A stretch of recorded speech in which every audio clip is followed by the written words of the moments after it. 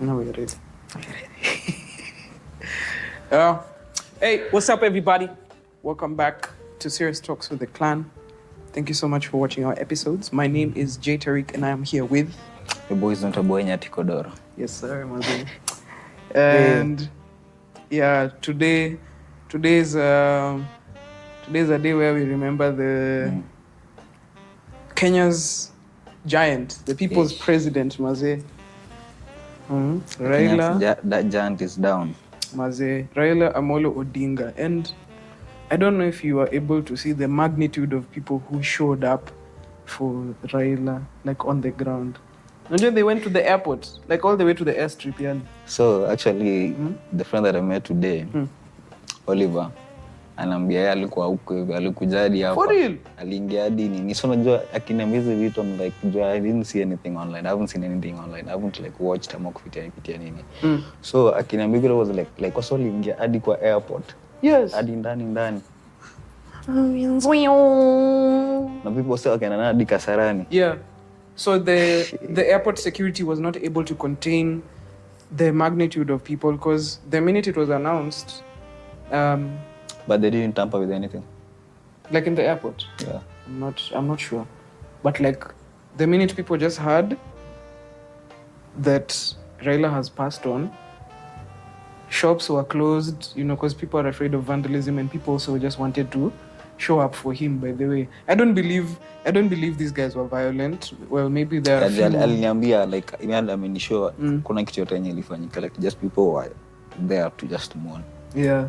So they overpowered the airport security because they tried to contain the crowd, and now it's like trying to hold water with a sieve.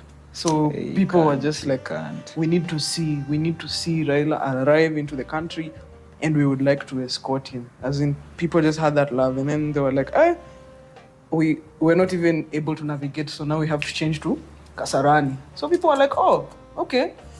Walk all the way to Kasarani. I don't know if people used matatus, but I think people just walked. And long walk to Kasarani. Yeah, and I'm truly saddened to hear that some people lost their lives, man, in Kasarani. Yeah. I've been asking question like, me, okay. There were two people on your holiday. Like, what was the issue? Naniambia wewe friend wangu wenye nikumuuliza like what was the issue? Yeah, it lead to us kudedishwa. But I don't know, kulikuwa na VIP penye Raila alikuwa amewekwa. And then people were trying to like see Baba. Like I feel like these people wanted to just to see the person, nothing else. But I don't know, CG man, our police, walikuwa ni mapolisi ama. Yes, I don't know man, hii story ya ulinzi niko wote. Man.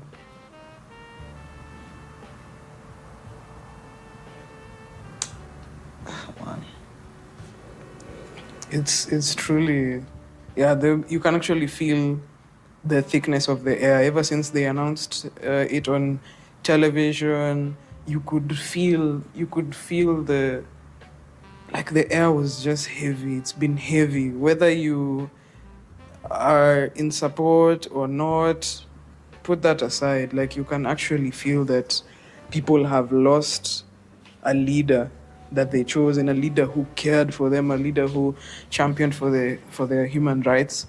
And I was reading something today.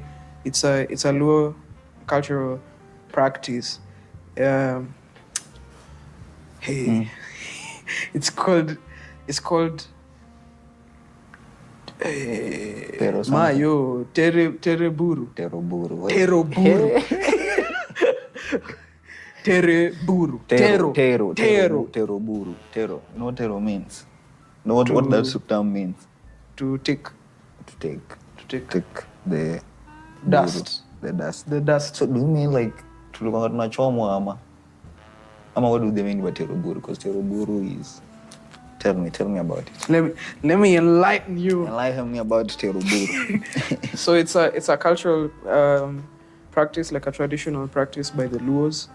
And so it's conducted by the elders in the community and a select few youths. like just the selected. So they dress up in war attire, like the original Luo war attire. And what they want to do is to cleanse the place of any evil spirits. So by doing this, they walk like a bunch of bulls, and then they grab the bulls by the horns, and now So is it like they act like they are the ones who are acting as bulls, like actual bulls, actual real bulls. So they walk like a bunch of bulls, and then they grab the heads of the bulls. So of course this is going to cause the bulls to stomp, because this is the head. So you're holding it, it's trying to free itself, and so that dust envelopes like the domicile of these people, like the boma. So the dust will just envelope it. Oh, no, I get it. Okay. And then this is believed to send away any evil spirits. Then thereafter, the bulls are taken to the river or whatever water source that they have, and then it is believed that the evil spirits will be sent to the water. It's very... Yeah, now I get it. It's very interesting. Whenever they do it, sasa hiyo time me the first time I was in kuna nini fulani nilikuanga ya one of a teacher wetu wa high school Odinga. So you are going to hiyo nini hiyo kona letwa, then hizo stories that hiyo process yote tu ya funeral wenye kuanga. So akitaitwa nini ndo kulia. So there were some people iko na hiyo nini yote, but they were like Joey, and then they are just hiyo process yote unasema basi sijui kama kuliongana na ng'ombe ama nini, but it was something walikuwa nasema ilikuwa teruburu, and that was the first time nilikuwa nasikia about it, but siku dig deep into it. Now when you umesema now I get the nini. But what they use the bulls, I don't know. then I call Joey. You know what Joey is? Joey, ChatGPT told me Joey is... Okay, my mom told me Joey means like a buffalo. Yeah. And ChatGPT told me that it's a male bull. It's a male bull. So I don't know which. So najua ukiangalia nini, si najua sisi tunatumia nini, I think ni bull ndo inaitwa Joey, but Joey pays for nini Joey specifically for I think ni buffalo. Maybe niko najanga ni buffalo, but unajua ukiangalia bull with the buffalo, it's like buffalo is like a huge bull now. Yeah, it is.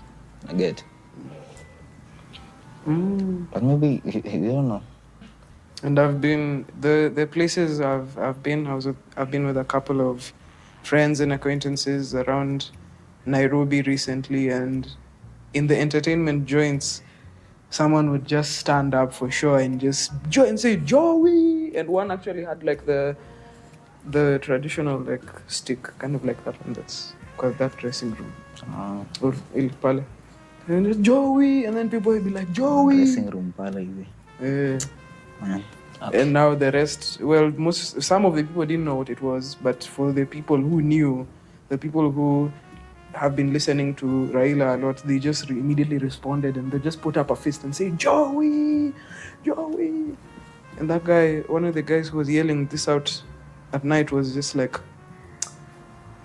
he was just expressing so much pain of having lost such a great leader.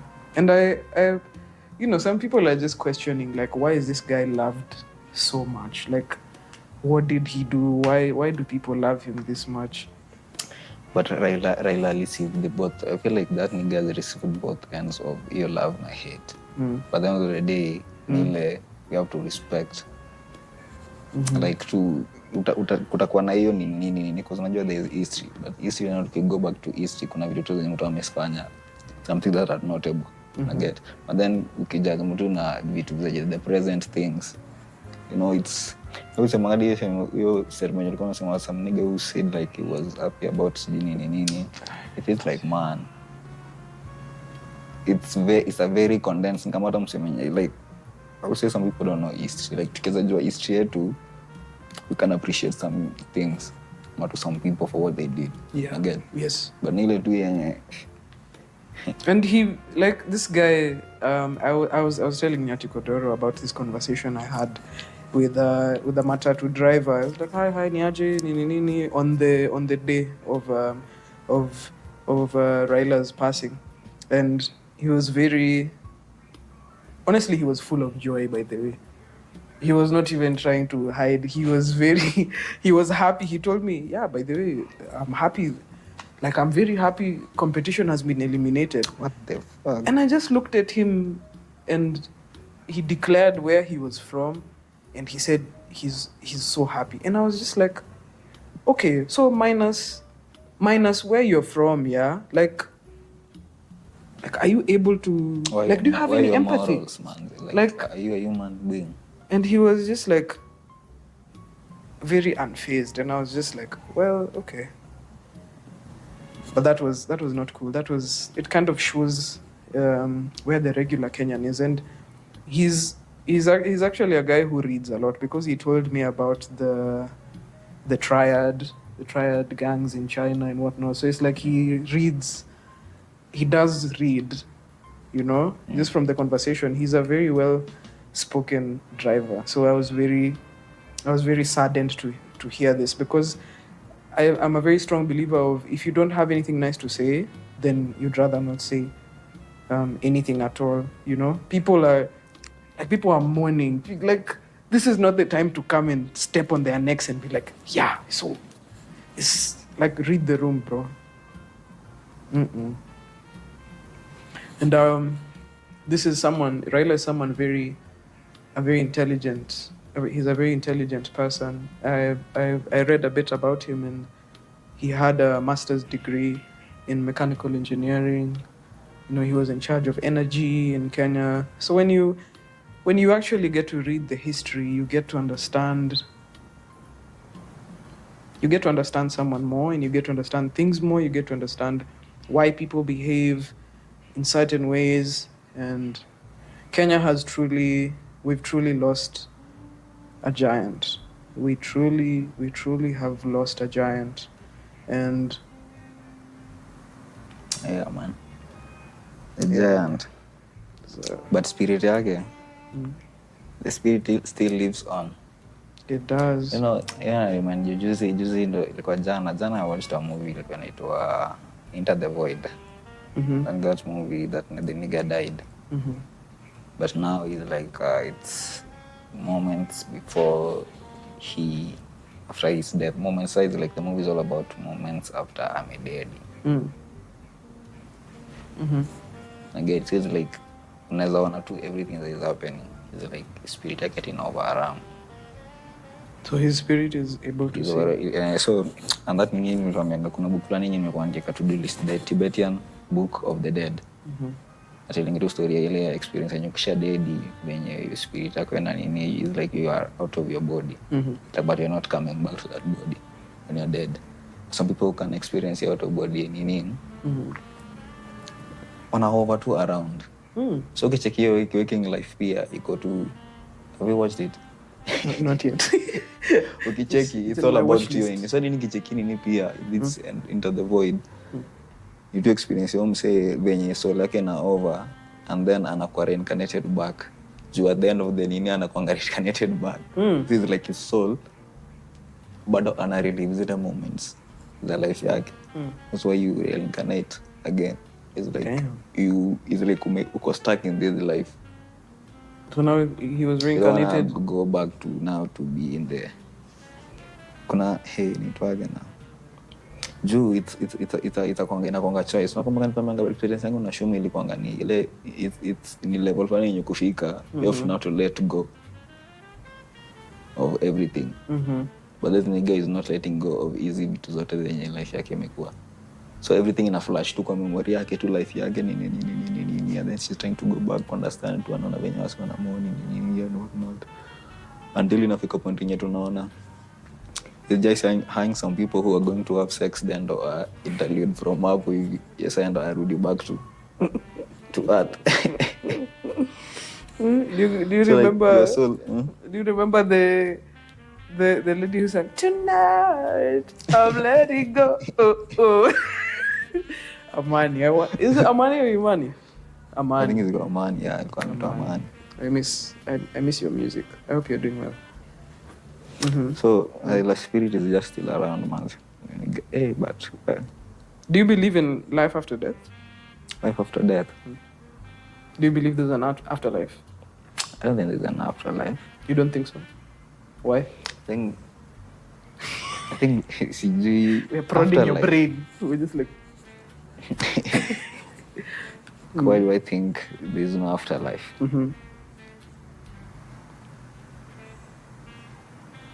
I think everything that you need to do, life you need to control now, you know, life, reality, being a human being. Nindo, like I chose to be here, I was something else in non-existence, but I chose to come kwa hii life. Life, like the physical life, and ilikuwa na physical sensation and whatnot. See, it's now like my spirit ndio imekuja, my soul iko kwa hii body. But then ikidedi, I feel like there's something that I go into nothingness fulani. Yenye it's not nothingness. How will I put it? You have this awareness of just everything. Like you become all. Awareness so it's of like, everything. So nile an afterlife nile, like afterlife I think ni kama reincarnate. But tukurudi hapa. But hakuna ati kuna life mahali kwingine. I feel like you just have this life here. This is it. Hakuna life ingine huko. Ni we normally try to join the physical world yenye tuko nayo hapa. Nasemanga tu like this world yenye tuko nayo, this is hell. We are all trying to go to heaven. Wanna get ni having that transcendence, that we transcend everything, we transcend all material things from nini. Get so to the Buddhas wanakuanga hivyo, wanaose wenye they don't worry about things, wanaobserve tu. Get wako tu kwa ile like all knowing, but they're not doing anything about your nini. Observing it. Just observing. So nule mse mwenye kidedi ananga kwa ameenda. Get I'm gone. So I feel like ameenda ku. Now like this, like now you've gone to be with the creator. Just kuna kuanga na the god sindio, like mse mwenye tujui penye tulitoka, some ancient being yenye tujui. And then kuna now the angels. The angels now ndo ancestors to us as Africans. So ni ile yenye ukidedi you become an ancestors. As just a spirit yenye you interact. Bado tutakuwa una interact na wase. Ndio sasa hizi vitu yenye watu wanasikiza kama voices ni. Sasa ndo interact na ancestors wao. So ni ile spirit yenye bado ijaenda. Ija elevate to the next level. The godly level. So like to the oneness. And now we are all gods. We are all gods too. Yenye to come to that oneness. So mimi sidhani kama kuna hiyo story ya afterlife. Ni kama uja live life yako hapa yote, kama uja complete ile purpose yako, kama una feel uja nini sija complete my purpose, then I just choose to come back in another body. I was listening to, thank you for sharing that. I was listening to another creator who just happened to pop up on my For You page, thanks to mutuals. This is why your friends are the ones who kind of like shape your journey. So her name is Nike, not Nike. So it's spelled exactly like Nike, but it's Nike. It's called Nike. Yeah. Nike, why are you confusing? So it's Nike with the little accent on top, not Nike. Yeah, so I don't know if did I tell you about this? She compressed what she learned about quantum physics in 1 year into like a 1 minute video. And she was just like, these are some takeaways that I have gotten from studying quantum physics. And one of the things, quantum physics. Yeah. Who is the person? Nike, not Nike. Creator. Yeah. Is he Kenyan? Hey, I would love to have a conversation with a Kenyan mwenye ako na hiyo interest ya quantum. Endelea. There are. I have like... For real? I have like 3 people who I'm sure have read. But I don't have... No, like nile yenye, you can just have conversation about it. To me, I feel like people who have conversation about quantum physics and whatnot need to say now spiritual people who talk about the soul and whatnot. That's it. So she said something among her many points, and she was just like, we are spiritual beings having a human experience. Yeah. Once you understand this, you get to be very grateful for your life, and you get to be more present about it. And she said a bunch of other very important things, but that was like my takeaway, because it's something I've been hearing from other people, and it's we're spiritual beings. We need to. What do you feel like you need to live? It's like the reason why people come back, like after life, some people know like there's some life. I think when you feel like when you know tumefunzwa about afterlife, ni sasa ni heaven, sindio? Heaven is like an afterlife. So people think like heaven is somewhere out there. Heaven is just here. Nile you find it within you. Nasa, the sooner you get it, the better. So no matter this, if you don't get it early, you'll be living in hell. This material thing is very, very so like if you're a spiritual being who experience, I think the Buddhas wanajonga, they're just spiritual beings. Wana up to your moment. Wana experience your shit and then they you can easy plan. They're just continuing with their life. They're just doing whatever they're doing to nini. But that's what season yenye do you think like plants get easier than non-human beings? Do you think they get depressed? What, plants? Yeah, I think so. How do they get depressed? What is depression? If they fail to get their basics, like something as simple as maybe water, sunlight. If maybe you have a plant and it's in a very dark area, maybe it's indoors, and then you don't compensate by ensuring that it gets some sunlight, then it's just going to wither away. Like I feel like to plant, like having plant in my house is like some sort of slavery in a way. Can you plant enough to go kwa shamba? Acha tu go kwa shamba, because umeitoa hiyo kitu from its natural place ukaleta kwingine. So as human beings, we're not behaving naturally. We are okay, we are behaving kama we are not part of nature, but we are part of nature, sindio? So we need to become one with the nature. You understanding your clock, clock yako ina move na ya nature. Then there's so many things. So it's like kuna binadamu wenye wanajua kudistract watu. And capitalism ilikuja, and now we are stuck in this thing. The damn matrix, man. What not. So it's like unapata msee ana fight vitu mingi yenye ako like, man, unapata time gani ya kujua myself, like mtu ananikimbia to find yourself. It's like for some people wako like, man, how do I even find myself? Like how do I even start kitu kama hiyo? You are stuck in this loop flani. So the moment ninakonga tu, people have the fear of kutoka kwa hii loop, fear of the unknown. But the thing, man, life ni kujibamba. Benye utanini is like you jump, your parachute na come tu, utaipatia huko chini. So the thing ile yenye if you listen, so is it ile time yenye you need to be very intuitive, like kusikiza tu whatever your heart is telling you. Listening to yourself. Mimi benye kuna rafiki nasema manze ni we just anything you feel kwa body yako is an alarm, is an indicator of you need to change something or you need to do something. It's like if you don't do something about it, you will feel it every time. Every single time. So ile yenyewe ukifeel kitu you need to adjust it. If you adjust, you'll never have a problem with it again. Maybe ikuja evolve. So ile yenyewe we as human being we need to evolve na time pia. Na tuna vingi okay, human beings, spiritual beings, having a human experience. So sasa hii kitu imekangani kama to some people ndo wanafaa kuyattend. You will say mtu kama someone like now the greatest mwenye amededi. Like someone who was very spiritual. You think someone who really knew like vitu alikuwa anajua. Mimi semanga nowadays no man nikianza kuuliza sana time planning walikuwa kusema Raila ameenda Nigeria, Raila ameenda mimi. Why do they used to say hizo mavitu?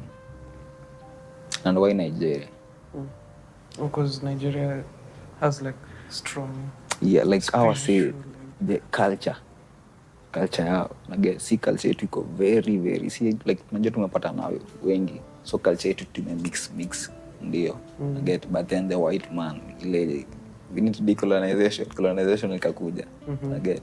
So for jadi ukiangalia history sana, history like African history mostly mingi unapata tu zinatoka West Africa naget, religion what about history and spirituality mingi, but our say wako deeply rooted to their culture, unaget, rooted to their spirit, so spirit yao inakuanga tu na wao, unaget. So nile yenye if you're not attached to your spirit then itakuwa ngumu for you. So for them ye kuenda huko I think ni ile tu juu nakuja kuunderstand it is vitu manze, we are spiritual beings, we are dealing with other spiritual beings naget. Now if you're fighting spiritual fights, kuna the good and the evil spirits naget. So ni ile yenye you as a human being you need to protect yourself spiritually. Your spirit can be, some people kuona kuanga tu ile na tumesiuza swali yako, si hata kuuza tu swali yako, ni kitu unajui kuna someone is now just controlling you. So macha you've locked your soul huko ndani, It's been like just being moved, just being told, hey bro, go and bring my girl a sweater from the car. yeah man. If you bro fanya you don't question. Yeah, I feel like it's amazing. I'm grateful that we are able to, like, even though we are on different paths, they're kind of similar because we are able to gain so much knowledge at a very ripe age. We're very young. We are not like at a certain age where you should be battling other things. We're just, change is very inevitable. So it's either you go with the flow or you swim upstream, and upstream is you're going against the current, so it's become very hard.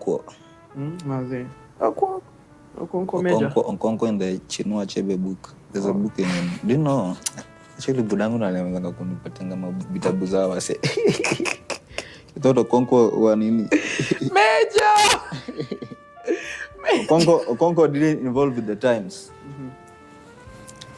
Yeah, so nile yenye manze, we are human beings, we evolve manze. Juu without our ancestors don't evolve, evolution ingefanyika bado tungekuwa caves. Yeah, could be drawing on caves huko bado tungekuwa tunakula kwa trees and what not, but civilization imekuanga tu. it has to happen. It's a very big shift. You can always feel it, and what we aspire to inspire you guys is to just feel, be present, just feel it and be yourself, walk in your own path, like one foot after the other, and just be you, be different, and think for yourself, so that and this brings it brings me to like you get to a certain point in your life where you kind of like fall out with people or you outgrow them, and you actually have to be alone. So you see, you can fill this void with distractions, right? You can look for stuff, you can distract yourself with people, you can distract yourself with work, you can distract yourself with other things, and at the end of the day, your body is going to indicate whether you're doing the right thing or the wrong thing, and you'll always feel it. If your body is telling you, we need to be going this way, and you're fighting, you're forever going to be stuck in limbo. And that's why and time really flies by when you're stuck in limbo, by the way. You wake up one day and 13 years have flown by and you're like, ooh! You're like, damn, where's this gray hair from? So as Serious Talks to the Clan, we really, really just want to share our journeys as well with you. And in this time when you are alone, you have to face yourself, the good and the bad, so that you get to understand yourself more, and also so that you're a healthy human being for other people. You're not like walking around with a dark cloud over your head and now everyone is going to avoid you. You're forever asking questions about yourself and yet you're not ready to seek the answers. As hard as it is, just look at yourself in the mirror if you can, and if you can't, you don't have to. You can journal. Just write down letters to yourself, addressed to you. You know, just listen to yourself and get to know yourself better, and it's going to be absolutely amazing. You're going to discover so many things, the good and the bad as well. Please don't think it's a very rosy road. You're going to discover how your childhood has shaped your adulthood life, how it has shaped your decision making. Like, it's super amazing.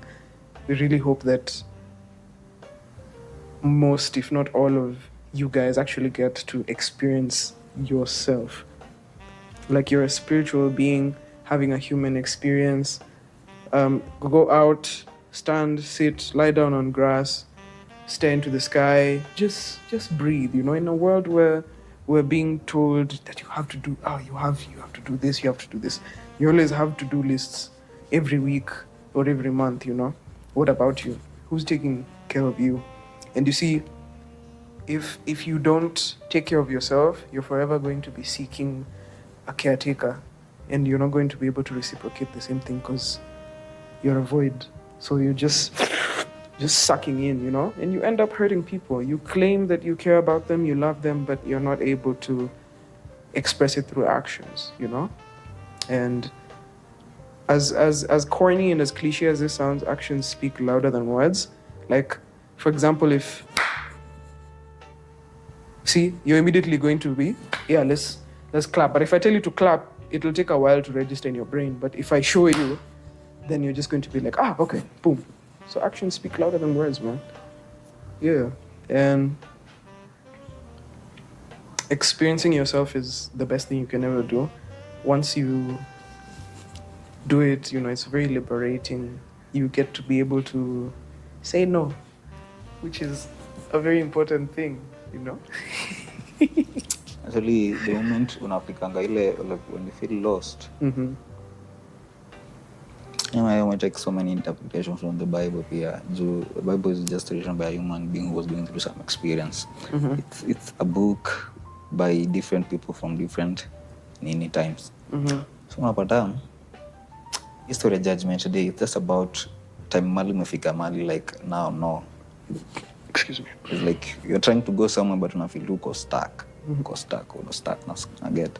The thing is, like, you've really not faced yourself yet. Like, kuna kweli hujajiambia bado. No maana bado huwezi enda mbele. So it's like, ile judgment day ni sasa wewe kufika chini, and now like looking back to vitu zote zenye maybe now God ile kitu ilikokwambia, the thing within you, kuna kitu mkokwambianga do this and you don't do them. Una get, and they maybe zinakuja zina ruminate in your head like, man, sijafanya regrets nini. You need to sit down, not to face your judgment. Mimi nilikuwa nakwambia ngofanye hiyo, ulikata nini. I was trying to tell you though, this time yenye ilikuwa unaenda, ilikuwa ubaki you're supposed to be doing something but you decided to do other thing. Kwenda dunda. Na get. Ulikuwa uko na art, like you've always tried to make time for your art. Dunda. You've always trying to make time for your art. And then plan hadi, but you don't do that. You don't execute. So ile ninaona kucheka chini na kukubali yenyewe hii imekuwa ikihappen. I've been this and this and this now. Sasa rada ni gani sasa, tunaendaje? Una get, it's like now ni acceptance. You accept your kitu na sasa you let it go. Usikusumbue. Na get, you have the time. So ni ile yenye ukishajikalisha chini, ukishajua everything venye kumeenda, ukajua hapa ndo nimekuanga nikimiss nini. I've been self-sabotaging myself juu ya hii. So tu ni ile kujianalyze. Get, and then kujua so everything kuna kwa kitu na trigger. So tu ni ile kukaa chini, ile like you know feeling yourself and what not, ile kuangalia kukaa chini for a whole day. Mwambie leo nini, akili yako nini zinakuzanga, and you just act on them. Umefikiria kuchukua simu, scroll nini, umeka chini, umeguza kitu huko hivi. You have no time, hauna time kujisikiza. And get, because you just listening to your head nini. Your brain just fanya. And there's so much distractions. Umekuwa you're a slave. You're just a slave on your own. You're your own slave. Get brain imekuwa ni slave. It's now the master. Your mind should not be the master. Get ile you need to master how mind yako inaweza kuwa your servant. So ni ile yenye ukishajikalisha hiyo judgment day ndio umejipiga ukajua yenyewe hapana nimekuanga nikimess ni now how do I move forward. Moving forward kuna something that we need to lose, maybe mabeshte wale wenye wanafanya ufanye ile kitu yenye unataka kudu, maybe hii ndio kitu habit yenye umekuwa ukifanya yenye nafanya uendelee hivyo. So it's like now picking, kuangalia tu chini, kuangalia nini zile vitu zani stop mimi kufanya ile kitu yenye nataka kudu. Kuna kitu yenye nataka kudu ni ile tu yenye you just keeping it aside. Get. So ni ile kutoa zile vitu zote zenye zana kunini, and then you align yourself with na ile kitu unataka kudu. So everything will fall into place. So utakuwa na ile waria vitu mingi man sijakuwa nikidu, and then au doing you're forever just forever a storyteller. Becoming a storyteller with nini. So ni ile yenye ini nilo kwa this book I read it back in 2022. It on The Artist Way. That's a great book. The Artist Way by I don't remember the writer, but yeah, go check it out. It's a good book for artists, for creatives, or just for any human being who wants to do. We all want to live a certain life. There's a certain life that you need. But kuna vitu zinakustopisha. So just need like life. Mimi naanga when you live this thing kuja kwa akili yenyewe, when you tunaishi kwa life hapa. There's some people are living in your future. There's some people are living in your past. So in life kuna tu some lesson yenye unafaa kulearn. Like everything iko hapa. There's nothing else anywhere. Na get nile tu set to learn kuona nani amefanya hiki kitu aliduaje, how do I break it down nini. Umsali ali manage aje financially. Na get. So it's like kuangalia financially nimekuwa vibaya, how do I make that better? My health hasn't been good, how do I make that better? I haven't been putting time for my creative work, how do I create that? I haven't been putting time to talk with my friends, how do I create that? So unaanza kubuild vitu zenye zinaku ground na pia zinaku keep healthy. So it's like the people you meet si wale wasewanyota juu back kuna watu wenye maybe utakangia di you've been with them but ni kama ndo wana sabotage whatever you need to do. So nile pia you maybe inaweza kuwa you trying to please people and get like man siwezi naacha tu nikam nini na get then you end up not doing a thing. So nile na kukaa chini na kusema so nile nasema you have to be what, to be selfish na get. So ni hii moment too, for this moment you need to be selfish for this moment. So and see that yenye I need to be. So unapata create time na kuna tu mabeshte wenye una hanging out now, kuna tu time yenye you spending it with yourself, kuna time yenye ufanyanga tu creative work yako, kuna time ya kufanya kazi nayo kukupatia do. I get. It's like you have a balanced kind of life. So see your head is scattered all over. Umekaa tu chili hivi bado unafikirianga hadi ujuange uko na nini. Kuna ugonjwa fulani yenye uko nayo, ujaenda that testing yote. Na ujuange tu. You become sick. Ama tu kuna some problem fulani tu yenye. Kuna mabeshte wako fulani wenye hata bado hujaongea nao, umekwanga tu kwa ghost. So hizi vitu zinakusumbua tu. Una get. Ni zinakusumbua na unapata you don't even need hizi vitu. So ni ile ukishaka chini ile nini ukajievaluate vizuri. Now as you move forward you need to be very intentional. So ni be intentional with everything. Your health, your financials, your nini. As you move forward. So man ni watu ya nile need to piga ma calculation, kujikalisha chini. And I'll say hiyo ndo like you now facing God, facing yourself, because you've been hiding for yourself. Kuna mtu mwingine amepanga ni unaji-escape from you because there's nobody else. You just need to sit down with yourself and know what is this thing that is keeping me away from doing ile kitu nataka kudo. And you'll find answers. Na zingine huwezi penda but we just have to abide. And it's all about you, by the way. As an artist manze, kazi yako ni kubwa sana. If you call yourself an artist, you have a big role. It's all about you. So, Are you ready? I'm ready. Are you ready?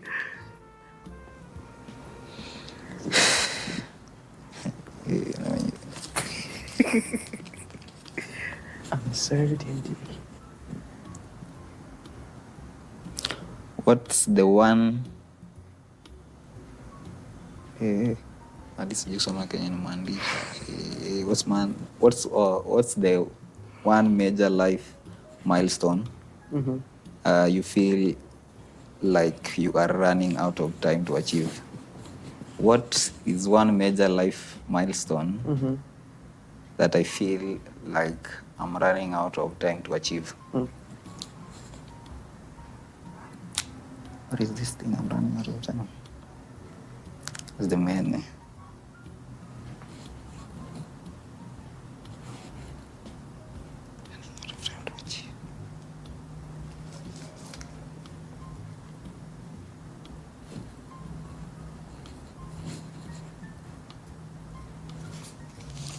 I think doing a feature film.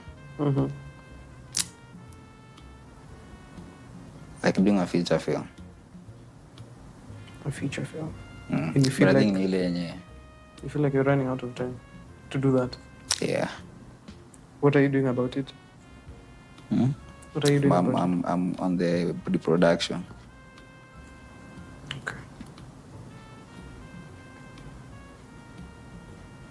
Yeah. Thank you for your answer. Welcome. Right. Let's see, guys. Let's see what we got.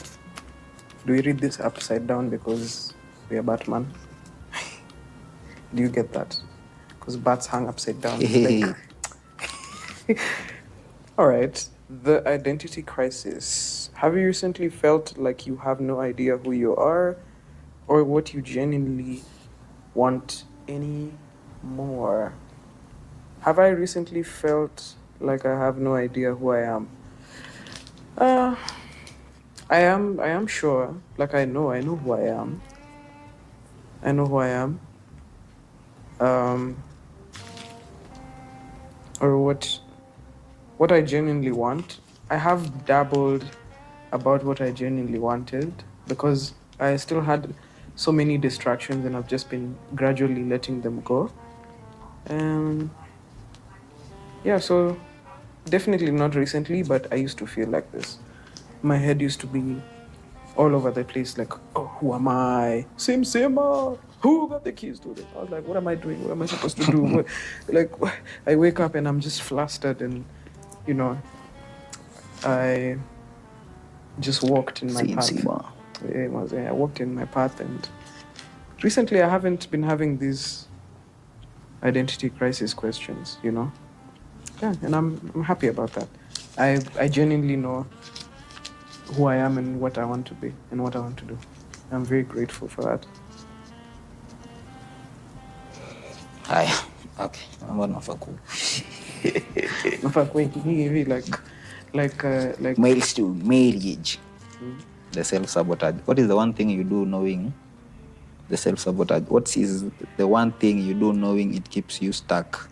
E.g. sleeping in, endless scrolling, procrastination. What is the one thing you do knowing it keeps you stuck? Hey, that's a good question. What's the one thing that I do? I think for now, I don't know. Kitu nani keep stuck. Maybe I'm in that journey of maybe kuja kujua. So I'm not sure of kitu nani keep stuck. Some procrastination. Nigga, I don't procrastinate nowadays. Boom. Sleeping, manze, I got time yangu tu ya kusleep siku hizi. Endless scrolling. I think endless scrolling scrolling, I think the moment nimekwambianga ile time nikirudi back to life yangu ile nyuma vitu zingine nimekuwa nikilosing nasema ngato maybe jani yangu kuna tu kitu fulani like something yenye itakuwa like I have to kukunyang'anya hizi external things zote zenye una feel you need for you to go inside. Yeah. So it's like if you don't, kama uja kuwa nayo jani kutaka kujijua you don't want to go inside, kuna time utafika you'll hit a wall and then ubaki 0. So that when you now decide to go back in. Unapatanga mostly people, their life normally change after wameenda to 0. I get, that's when they meet, then now then in juu na life unaanzanga tu viviti, and then unafika mahali yenye I get, and then now you go back up. No. And coming back up. Yeah, so now ni hivyo kikuja sasa ni the long run comes back up. ukishajua, so your comeback inakuanga ndo hiyo sasa. Yes, you know, you don't have like your existential crisis ya now, like who am I, what do I want to do, nini. You already know. Yeah, you've already looked know. within and you've been like, this is what I want to do. Yeah. And what am I doing about it? So for now, I don't know what's keeping me stuck. When I know it, I'll tell you. That's awesome. I don't feel stuck. Okay, I don't feel stuck. That's a great, like, it's a great indication. Like, clearly you don't feel stuck. All right, the social media lie. What's the biggest highlight reel? Hey. What's the biggest highlight reel? What's the biggest highlight reel fabrication you've seen or posted recently? What's the biggest highlight reel or fabrication you've seen or posted recently? What's the biggest highlight reel? Fabrication, like any reel tu unaona this is fabricated, or a reel that you fabricated ukaipost, ama tu post yenye umeona this shit is fabricated, it's not like real genuine. Okay. You've there's one I saw some time back. Let's just say it was recent, and it was a clearly scripted reel, and it had millions of likes and views. Yeah, so what is the reel about?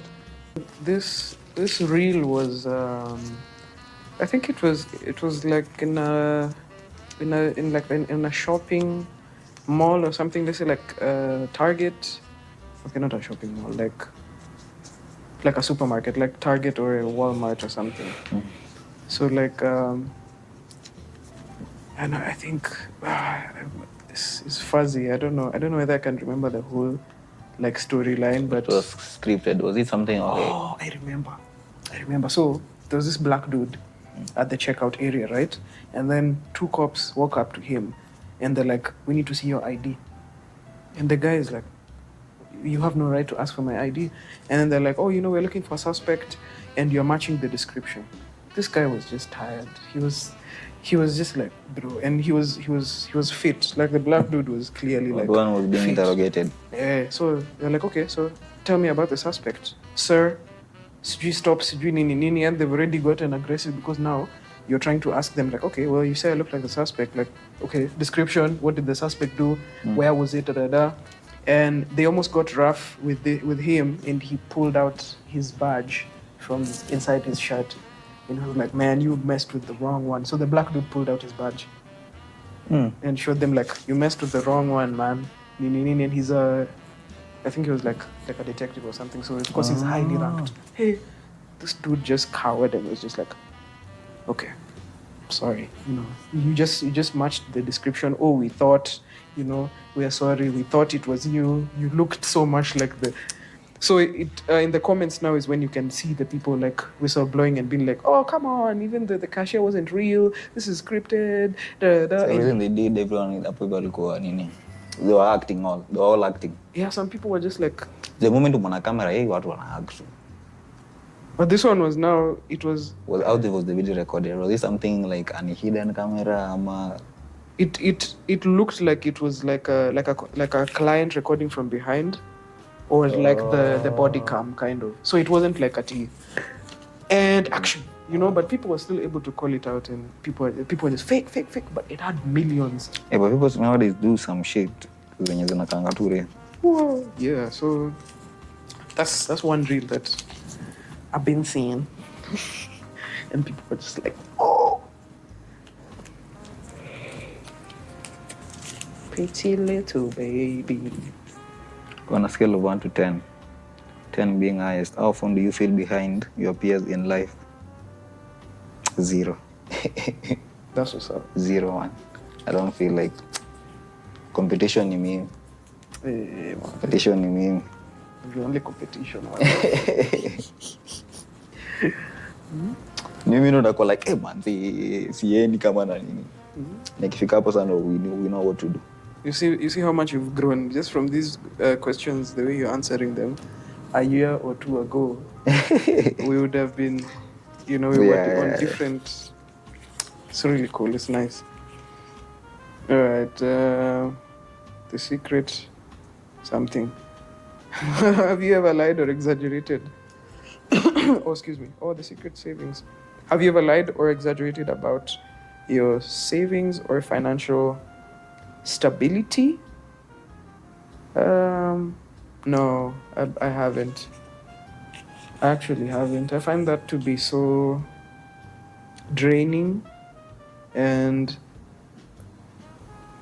if, let's say, like, we need to go somewhere, and maybe I'm not able to go, I'm just confident to just tell you, like, I'm not going.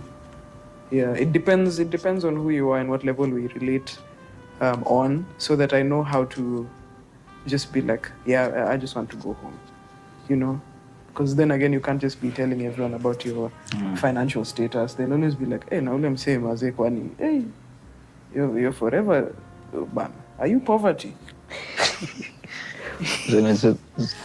Your financial status ni ile yenyewe. Kuna moja pale ama. That big one. Hapo chini, the dream pivot.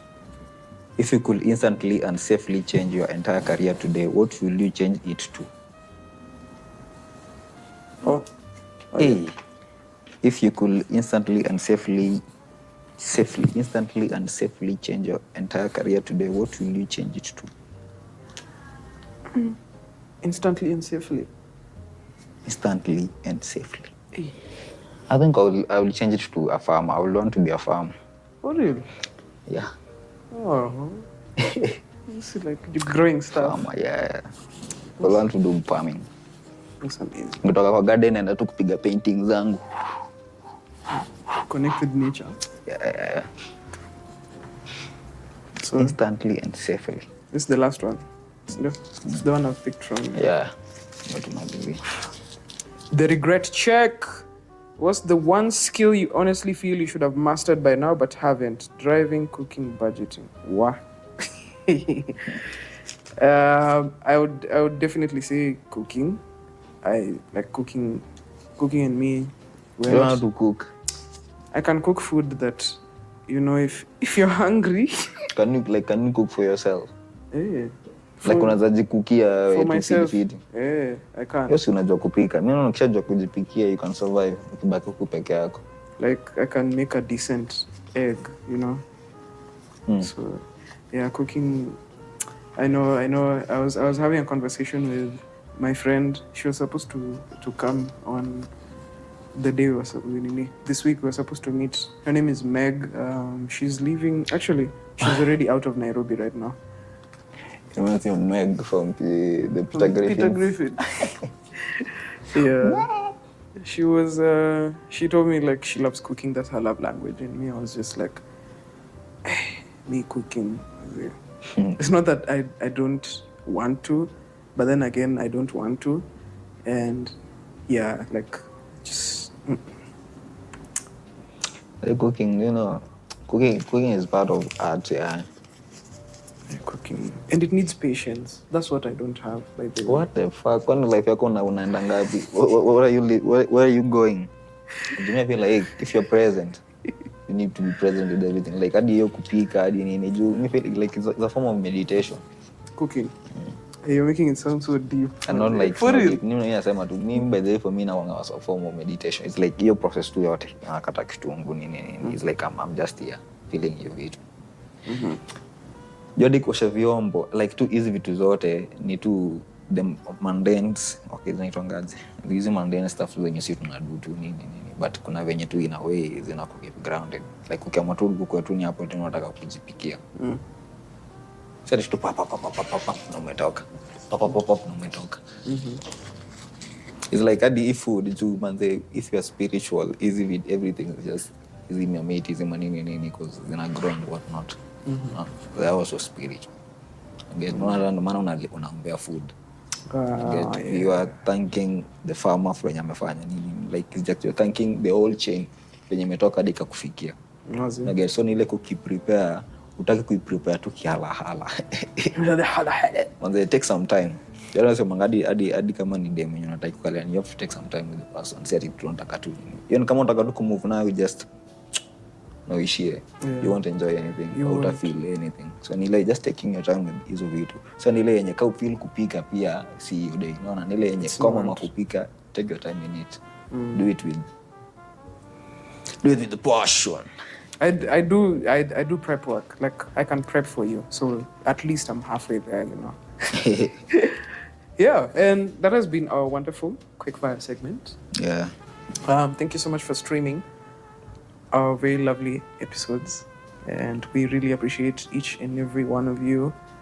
And let's remember to always be empathetic. That's something spiritual beings like you have to have empathy. So have that, even if you're not being affected in your little box. What is empathy? Empathy is the ability to share an emotion with someone. So if you are feeling sad, then I'm able to kind of like comfort or sit in there with you. I'm ready to sit in the sadness with you as a friend. I'm not going to isolate and make you feel like, hey bro, you're sad, shauri yako, let's go to Molly's mazi. You like. But also it's also having an understanding of kufeel emotion ya msee, na pia kumnini pia ni ile understand emotion ya msee. Yeah. Na pia ile yenye unaweza chama setu aji jupinzi situation yenye huko unaweza taka kukua achwa alone. So ni you understanding that ule msee pia anaweza taka time yake alone. Yeah. So do you having understanding of I'm a human being, hizi feelings zote zinakuwa naye, kuna msee fulani pia anaweza kuwa na hizi feelings zote.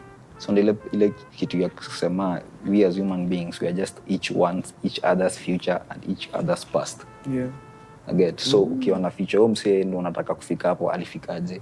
Kuna watu wengine wenye past yao, ukidai ku along their past, you want to go anywhere.